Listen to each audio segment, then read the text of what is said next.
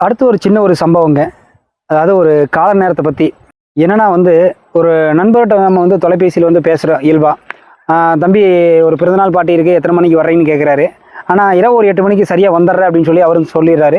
நம்மளும் வந்து பார்த்தீங்கன்னா, அந்த ஒரு சொன்ன இடத்துக்கு போய் நிக்கிறோம். சரியா ஒரு 8 மணிக்கு.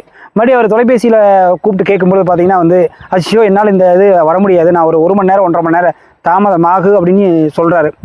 ஏன் எதுக்காக சொல்ல வர்றேன் அப்படின்னா வந்து, நம்ம ஒரு நிகழ்வுக்கு போறது வந்து முன்கூட்டியே நமக்கு தெரியும். அந்த இடத்துக்கு 8 மணிக்கு போக முடியுமா, போக முடியாதாங்கிறது வந்து நம்ம முன்கூட்டியே சொல்லிட்டோம் அப்படின்னா அவர்கிட்ட, ஏன்னா அவருடைய நேரத்த வந்து நம்ம செலவழிக்க வேண்டிய அவசியம் இல்ல.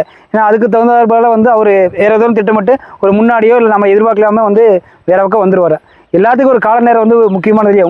நமக்கு எப்படி வந்து கால நேரம் முக்கியமானதோ, அதே மாரி பார்த்தீங்கன்னா, அவருக்கு அந்த கால நேரங்கிறது ரொம்ப வந்து முக்கியமான ஒண்ணு. அதனால வந்து நான் கத்துக்கிட்ட ஒரு விஷயம் என்ன அப்படிங்கிறது என்னன்னா, ஒருவருடைய கால நேரத்தில வந்து தேவையில்லாம வந்து நம்ம வந்து விரயம் பண்ணக்கூடாது.